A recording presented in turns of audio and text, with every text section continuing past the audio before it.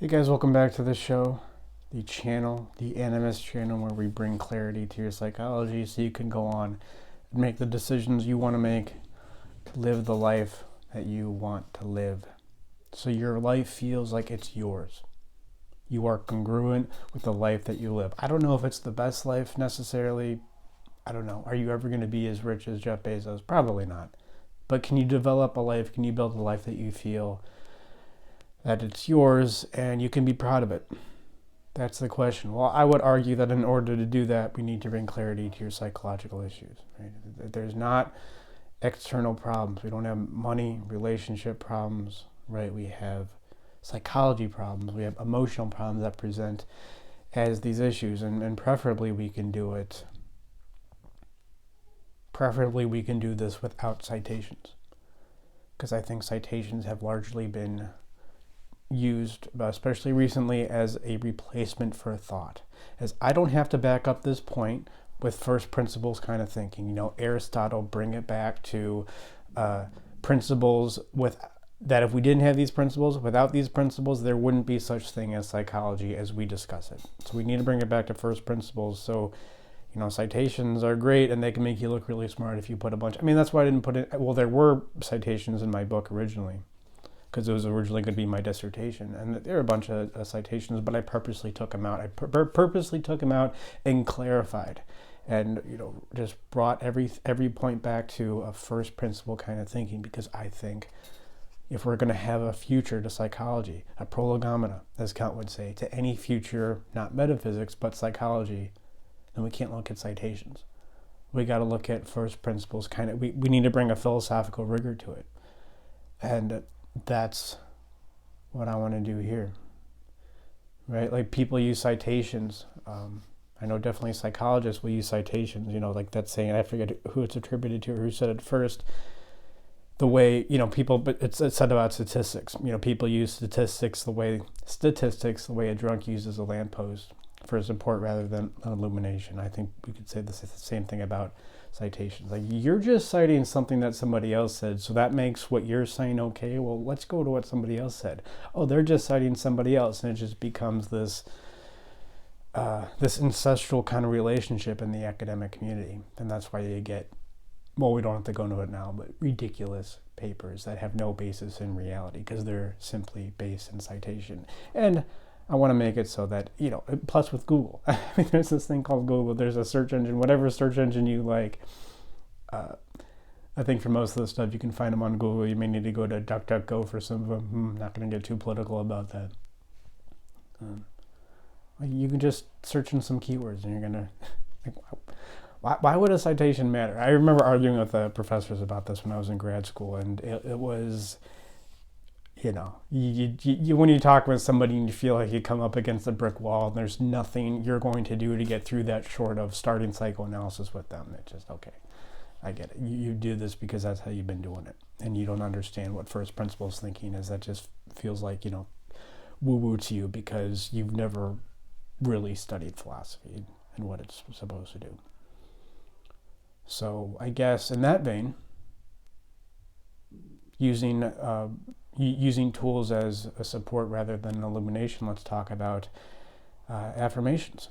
I think there's nothing inherently wrong with affirmations. Let me just say that. I know maybe you could characterize me as the anti-affirmation, anti-gratitude guy. We're going to get to gratitude. I don't think there's anything wrong with feeling grateful with affirmations, but much like citations, much like statistics, people use them for support rather than illumination. So I think a good way to go through this is just 3 rules. If you're going to have affirmations in your life, if you're going to do your sun salutations, have your affirmation ritual, have at it. I think it's healthy. I have my own affirmations. We'll share a couple of them here. But there's 3 rules you need to employ. The one is truth. Affirmations, it just seems so silly that I need to say this. Affirmations need to be true in order for them to work. You're not going to fake reality. And I think that's probably, part of the culture of affirmations is, oh, haven't you read quantum mechanics and Heisenberg's uncertainty principle? Then we can't have reality unless there's a consciousness as a part of that reality, right? You change the outcome by measuring it. You can't know the momentum and the location of a subatomic particle at the same time, right? We use all these epistemological issues, this failure to measure properly what's going on, and we make metaphysical inferences about that. And so we come up with this idea that reality is what you make of it. You create your own reality in a sense. And then there is a sense in which, yes, that is psychologically true. You create your own reality. What you focus on, you tend to see more of. But that's nothing more than confirmation bias, which is healthy to use to your advantage, right? If what you focus on is healthy and it's going to serve you, but you're not actually creating reality. I think with a lot of affirmation, positive psychology, mindset training kind of culture, people, I think, really start to feel like they create their own reality. So unhealthy examples. Untruthful affirmations would be something to the effect of, I am the most confident / charismatic man in the world. Women love to be around me. I create my own reality. These can feel true, or these can feel really good in the moment as you say them, and you can elevate your mood. You can elevate your mood, but this doesn't mean you manage your psychological issues. You can go walk in the sun, take your magnesium, do your sun exposure ritual, sun salutations. That can elevate your mood and make you feel good and get you through the day. And if that's all you want to do, this channel, what I talk about, is not for you, and that's fine. There's tons of other channels, way more than there need to be on YouTube and elsewhere, where you can get more information on that. But if you really want to manage your issues, your affirmation needs to be true. So a healthier example, instead of saying that you're the most confident, charismatic man in the world, what you could say is, I become more confident. I become more charismatic. I become a more magnetic person the more I manage my anxiety, the more I face what I avoid. Or I become a more magnetic person. Women love to be around me more as I learn to be more honest, as I learn to tell the truth, as I learn to simply get brutally honest about what is going on in my life. Right? So I think that can be really helpful. And actually part of my therapy, it's not a huge part, but it's kind of the end point of the therapy that I do, is I want you to develop an affirmation for what's going on in your life based on truth. But we don't do that in the beginning. We do that at the end of the therapy. So part of the therapy that I do is just about noticing a pattern that leads to these consequences in your life that you don't want. There's usually 3, 4, maybe even 5 steps that are unconscious. Of course they're unconscious, otherwise you would simply change them. But we bring consciousness to those unconscious steps, and once you understand that, then you can develop a healthy affirmation for your life of, I am going to, in a sense, broadly speaking, manage my issues in a specific way, and we'll get really specific about that in therapy, so I can, in effect, go on to live the life that I want to live. There's a cause and effect, and that cause is not thinking a thought that you want to think. So that's step 1, or rule number 1 for having affirmations. The second step, or the second rule, is visualization. Is about visualization, which I think can be helpful, and it has been shown to be helpful in certain circumstances. So visualization is about visualizing a future that you want. Okay. Not at the expense though of implementing the strategy of working on that, whatever you want that future to be, of working on that future in the moment, which means 1, managing your issues, managing your psychological issues that would generally impede you from getting what you want, and 2, developing a strategy. And I think when I see visualization, and I have this story of somebody who I was working with who was in a rehab center, and they didn't want to go to the group because I forget exactly what they said, but something like they were visualizing their whatever sober future, and they didn't want to go to the group because it was just all negative. And I understand how some groups are run, especially when people don't know how to manage emotions properly. It can be negative. But this person was thinking, oh, if I go to this group, then there's going to be more people are talking about addiction. And that's going to be like more negative thoughts going in my brain. I think she, read or watched The Secret a bunch of times. So she didn't want to go to the group because she was visualizing a sober future. And what I was trying to tell her, which of course didn't get through, is, yeah, I want you to have that idea in your mind of what your life will look like when you're sober, when you're not drinking or doing drugs. I forget exactly what her problem was. Doesn't matter. I want you to have a vision of what that would be, but not at the expense of managing the issues that would keep that vision from happening. And part of managing your issues is relating with other people, bringing awareness to your unconscious psychological baggage that will inevitably cause you to, go out and drink or use in the first place. Right? So have a vision for your life. I think that's great. I have a vision for Animus, for what I'm working on here. I have a vision for the next step. But I have a strategy too, right? And so part of the vision is figuring out the strategy. Part of the vision is figuring out what I need to work on in my own life that would keep that vision from happening. So visualize, yes, but not as a distraction. And I think that's what a lot of visualization ends up being. Not just in the case of this person who was in this rehab center. That's an extreme example, but I just think in general, like guys will fantasize about all sorts of things, like being famous, being a famous rock star, being a famous DJ. And what you're ultimately doing there is you're trying to, for example, you're trying to concoct a life, you're trying to visualize a life in which you don't have to manage your anxiety around money, for instance. So if I'm a famous rock star, then I don't have to worry about money anymore because I have way more than enough money coming in. I would need a serious drug or prostitute habit, whatever it is, in order to hemorrhage all the money that I'm making.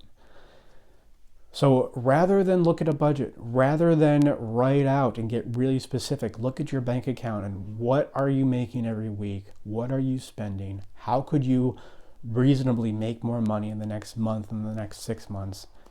You have this fantasy about being a rock star or something. Or hey, if I'm a rock star, a famous DJ, then I don't have to manage my anxiety around talking to women because women will just approach me. Right? So that's a distraction. It's a distraction. It's a visualization at the expense of your unmanaged emotional issues.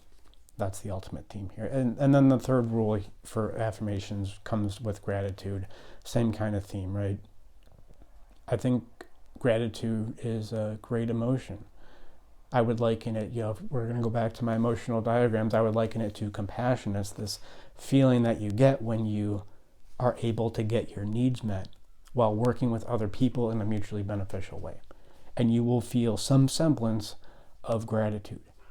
And when you manage your anger, when you really look at your needs and get honest about what they are and you go out and get them met, you're going to feel grateful. I want you to cherish those moments. I think those are really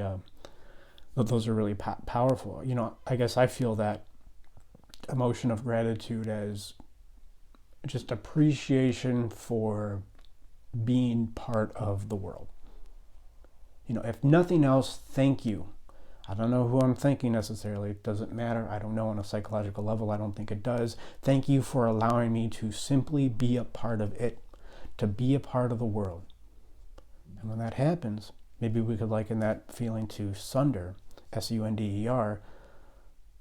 Great, appreciate it. I want you to have those moments in your life. Hopefully you have them a couple times a month, maybe once a week or so. That's really healthy. But I think what a lot of people do is they get frustrated with their life. They get frustrated with needs that aren't getting met. Their psychological issues prevent them from getting certain needs met, or they don't have a proper strategy because they simply don't know how their emotions work. So they don't have a proper strategy for getting these needs met. So what they do is distract themselves. They distract themselves with gratitude. Well, I'm just going to make a gratitude list. Right? Like, I don't have a girlfriend in my life. Oh, it's terrible. It's been 5 years since I've had a girlfriend. Well, hey, at least I have a roof over my head. Yeah, you have a roof over your head, but you also have a need there. You have a need/want. I don't distinguish those for companionship, for romantic companionship in your life, whether it's girlfriend, boyfriend, I don't care. Let's look at that. And that may be scary to look at, but the gratitude list is ultimately a distraction. And in 99% of cases, When I see people making a gratitude list, that's what they do. Or that's what they're doing with it. They use it as a distraction. So again, the theme here: affirmations, visualizations, gratitude. This is all healthy, but it's not at the expense.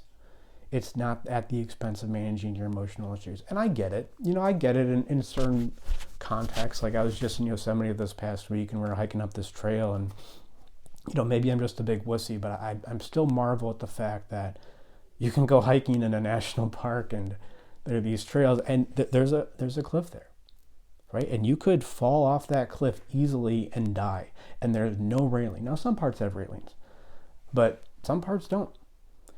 And so I get it in a sense, like maybe affirmation, that this kind of mindset viewpoint is healthy in those particular instances, especially when you have a toddler on your back, where you say, I'm not going to look at that.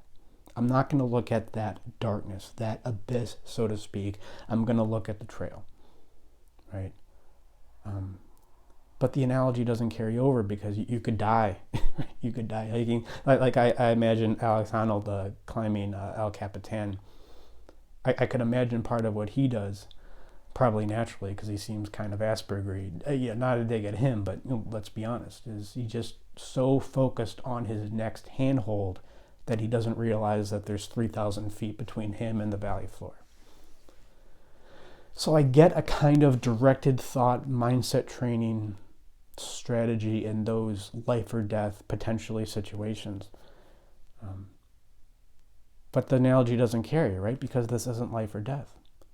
It feels like death, going into your own darkness, going into your own emotional baggage. I get how it feels like death. And maybe it is when you don't know how to manage it, right? But that's what we can help you with here.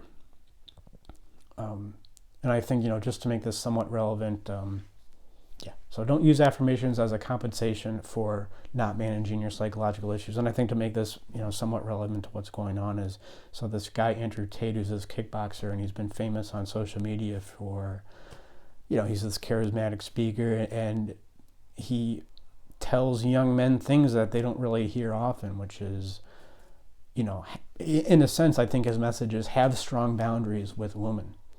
Have strong boundaries. If some woman is giving you poor behavior, you don't have to deal with it. I don't know. I think that's generally what he says. And he comes, and it's this very aggressive, overt, very assertive way of speaking, which I think is generally healthy. But I think the reason why somebody and this isn't a dig at Andrew Tate, I'm sure he's a great guy, whatever, I haven't met him. This isn't a dig at him, but I think that kind of overtly powerful, hyper-masculine way of dealing with women, which I think is really healthy, to, of course, have strong boundaries and everything. That is clearly a compensation. And I'm sorry, I just get the feeling that a lot of 12 to 14-year-olds watch Andrew Tate videos, and they use it as a compensation because they don't really feel like they can manage their issues. Of course, they wouldn't put it in that words. They don't really feel like they can manage their psychological baggage that would keep them from being assertive with women, to keep them from having boundaries with women, right? And to carry over, I don't care how many affirmations you do around women and attraction and how charismatic and attractive you could possibly be around women. I don't care how many Andrew Tate videos you watch that make you feel good in the moment, that elevate your mood, right? Like doing a sun salutation. I don't care how many you do. If you cannot manage, if you don't know how to manage the issues that would keep you from having, in this instance, a strong boundary, a healthy, as the manosphere would say, frame with women, you're not going to have it, right? Because on some unconscious level, you don't feel good enough. You don't feel like you have the right to exist. So some woman who's even has a modicum of beauty and youth and femininity, she will plow right through you. And that's the right thing for her to do, and that's the right thing for you to feel, because now you're in a state where you can maybe manage those issues. Well, I don't get it. I watched all these Andrew Tate videos. I did all these affirmations. I told myself 1,000,000 times that I create my own reality. Yet, this 22-year-old, young woman came in and just wrecked my life. Well, that's when we start working on the real issue, right? Ultimately, to say all this. Ultimately, there is one ultimate affirmation. Well, two ultimate affirmations that lead into maybe one ultimate affirmation. And of course, I talked about these before. The ultimate affirmations that you need in your life aren't statements, they're questions. What do I need? And what am I avoiding? But I think you can kind of combine those into an ultimate affirmation that you need, that will get you through a lot. And that is, what is the next right thing for me to do? What is the next step for me? That's what you need to do. That's what you need to focus on. Because that's going to, that's going to give you everything that you think an affirmation or a visualization or a gratitude list gives you. All right, thank you guys. I'll leave it there. We do free consultations, animusempire.com/schedule, the kind of therapy that I do. I want you to continue your affirmations, but I'll show you exactly how to manage these issues that ultimately may stand in the way of you and what you want. Because you don't, I know maybe I'm tying in too many different points, because you don't get what you want in life, right? That's a fallacy. That's a fallacy of self-help, mindset, training, positive psychology, The Secret, stoicism, which is the secret for dudes, which is, well, no, stoicism wouldn't say this, but a lot of the positive psychology, self-help stuff is, you get what you want, but that's not true. You get who you are. You get what your boundary is. Not what Andrew Tate tells you your boundary needs to be. You don't get that. That would be nice, because then you just watch a couple of his videos, you feel pumped up, and you get that. You get what your boundary ultimately is. So we got to go through and work on your boundary by managing your emotions. We have a way of doing that. We can set you on a process through which you will forever be able to churn up unconscious baggage to create a stronger boundary. That's what I want to help you do. All right. Thank you guys for watching. Like and subscribe. And remember, before you affirm your power, before you affirm your charisma or awesomeness in the world, you first need to understand emotionally. You need to understand emotionally how exactly you have the right to exist.